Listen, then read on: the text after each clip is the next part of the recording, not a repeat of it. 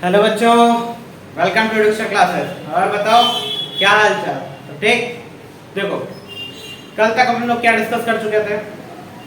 हम लोग डिस्कस कर चुके थे कि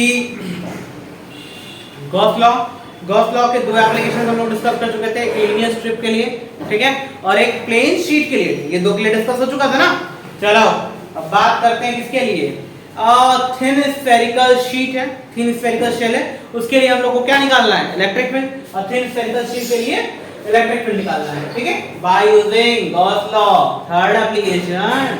हाँ चलो देखो, थिन स्फेरिकल शेल, एक स्फेरिकल शेल बनाते हैं।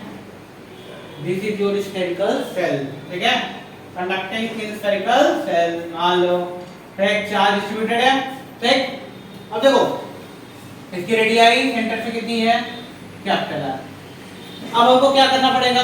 इसको इंक्लोज करना पड़ेगा। याद है गॉस लॉ? प्लस निकालने के लिए क्या करते थे? Number of field lines passing through Gaussian surface, यानी चार्ज क्या होना चाहिए? इंक्लोज होना चाहिए, ठीक है। चार्ज क्या होना चाहिए? Enclosed. According to Gauss law, number of field lines passing through Gaussian surface is 1/ε0 times of charge enclosed. तो अब इस चार्ज को, जो हमारा सरफेस में चार्ज डिस्ट्रीब्यूटेड है शेल का, इसको कहां रखते हैं हम? किसी स्फेरिकल शेल के अंदर। वही तो हमारा क्या हो जाएगा? Gaussian surface.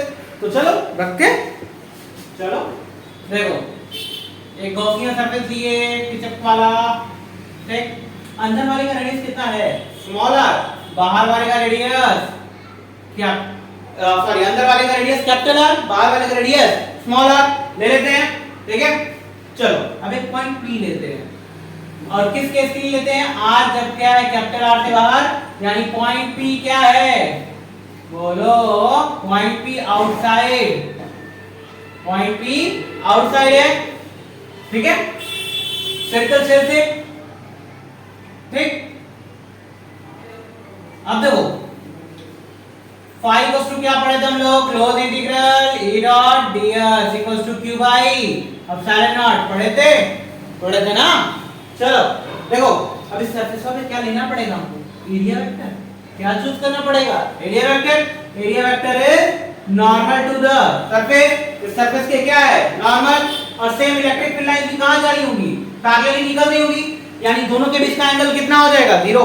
पॉजिटिव चार्ज है, इलेक्ट्रिक फील्ड लाइंस कहां? बाहर की तरफ, और एरिया वेक्टर भी क्या? उसी की डायरेक्शन की तरफ है, ठीक है, बाहर की तरफ। तो दोनों के बीच का एंगल कितना हो जाएगा? 0, यानी vector E is parallel vector ds, यानी थीटा किसके इक्वल? 0 डिग्री।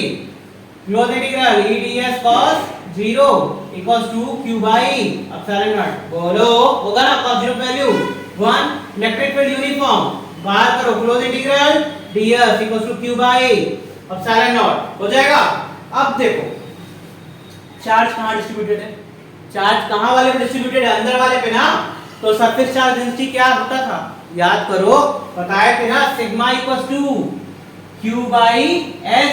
तो q equals to sigma s, और यहाँ पे क्या है?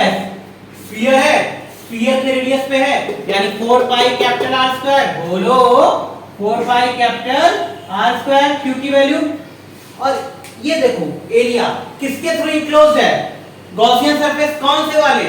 जिसका रेडियस क्या है? Small r। स्मॉल r किससे बड़ा है? कैपिटल R से ना। तो इसका ds क्या हो जाएगा? ds कैलकुलेट करोगे, पुट करो इस इक्वेशन 1 में। ये इक्वेशन 1, ये इक्वेशन 2, पुटिंग टू इन 1। अब देखो close integral ds equals to q की वैल्यू कितनी है? Sigma into 4 pi small r square upon epsilon naught. अच्छा, छोटे एरिया को कलेक्ट करो, क्या मिलेगा? एक पूरा स्फीयर मिलेगा। कौन सा स्फीयर? Gaussian sphere. और वो गॉसियन स्फीयर का रेडियस क्या है? Small r। स्मॉल r है तो हम लोग जानते हैं स्फीयर का क्या होता है? Surface area 4 pi r square e into 4 pi capital R square sigma into 4 pi small r square upon epsilon not. 4 पाई से 4 पाई कैंसिल, तो e इक्वल्स टू क्या आ जाएगा? Sigma small r square upon capital R square. होगा? अरे बोलो होगा ना, ठीक है, नोट करो।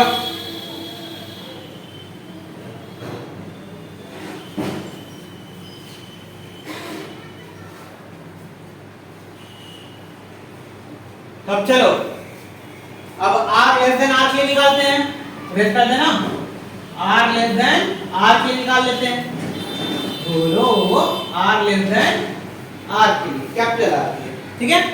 स्मॉल आर क्या है, लेस देन कैपिटल आर। चलो मतलब इसके अंदर कहीं पे ले लेते हैं, यहाँ पे कोई पॉइंट नहीं ले लेना, ले लेते हैं।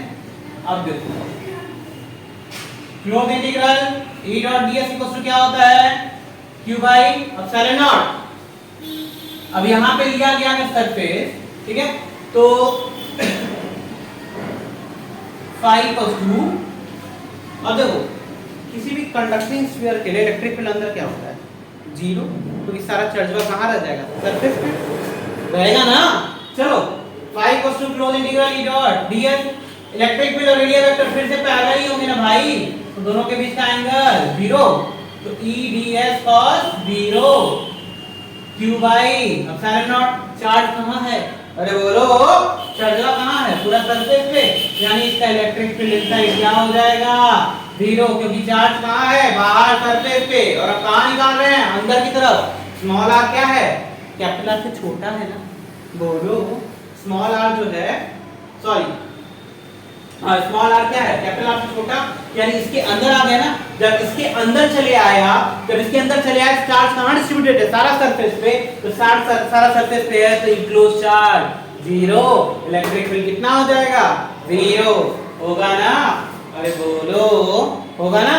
चलो अब बात करते हैं लास्ट वाले के लिए, r equal to capital r कर देते हैं, ये तो आसान हो गया ना, बोलो ये तो आसान हो गया, R equals to capital R, R equals to capital R, बोलो तो फाई इक्वल्स टू क्या होता है, close integral E dot ds equals to q by epsilon naught. अब इसी के सरफेस पे जस्ट इंक्लोज करता हुआ एक ले लिए, उसका भी रेडियस क्या है, कैपिटल R है, ठीक है। तो इलेक्ट्रिक फील्ड और एरिया वेक्टर क्या होंगे, पैरेलल। देखो भाई यहाँ पे ले लिए छोटू सा वेक्टर, इलेक्ट्रिक फील्ड बाहर की तरफ, एरिया वेक्टर बाहर की तरफ, दोनों के बीच का एंगल जीरो, बोलो होगा ना। अब दोनों पैरेलल, तो E ds cos zero equals to q by epsilon naught, cos zero value 1 होता है ना, हो जाएगा। इलेक्ट्रिक फील्ड तो अनचेंज बाहर, ds cos जीरो की value 1 q by epsilon naught.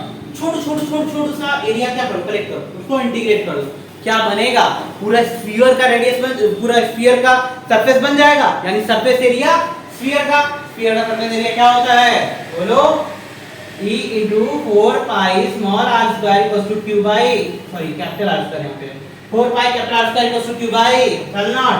So E equals to क्या हो जाएगा 1/4 pi epsilon naught into q by r square। यही होता है इलेक्ट्रिक फील्ड, बताओ होता है ना, ठीक है।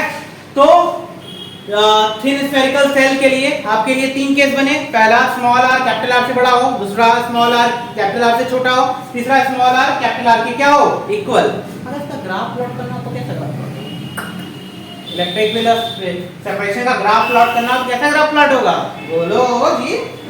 चलो ड्रॉ करके देखते हैं ना, तीन केसेस हम लोग को मिले हैं, ठीक है, तीनों केसेस को एक पेज पे पहले लिख देते हैं। देखो जब स्मॉल आर कैपिटल आर से बड़ा था, E इक्वल टू क्या आया था, sigma by epsilon naught small r square upon capital r square. Small r जब कैपिटल आर से छोटा था, इलेक्ट्रिक फील्ड क्या आ गई, zero. Small r capital r के इक्वल, E इक्वल टू क्या आ गया 1/4 pi epsilon naught q by r square. बोलो भाई यही आया था तीन केस, यही तीन केस था ना, एक ये और एक ये। चलो अब इसको रेस करते हैं,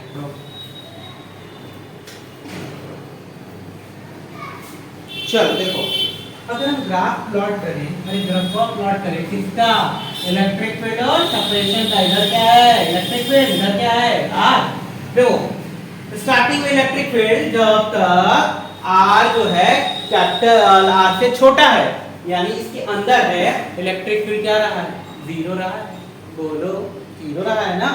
यानी जब ये R कैपिटल R तक क्या है, बड़ा है, इलेक्ट्रिक फील्ड क्या रही है उसकी, जीरो रही है, ठीक है। लेकिन जैसे ही ये कहां पहुंचा, किस पोजीशन में पहुंचा भाई, कैपिटल आर वाली पोजीशन पे पहुंचा। आर कैपिटल आर के इक्वल हुआ, इलेक्ट्रिक फील्ड की वैल्यू कितनी हो गई, के Q by capital r square हो गया ना। उसके बाद जैसे ही आर के बाद ये स्मॉल आर क्या हो गया, कैपिटल आर से बड़ा, अब इलेक्ट्रिक फील्ड क्या हुआ, E इक्वल टू क्या निकाले हो, sigma upon epsilon naught small r square upon capital r square, यानी ये तेजी से क्या हुआ, डिक्लाइन किया है, बोलो, यानी ऐसे आया, ठीक। ये वाला कहानी रहा, ठीक। तो ये किसका रहा, स्मॉल आर जो है वो कैपिटल आर से क्या रहा, छोटा।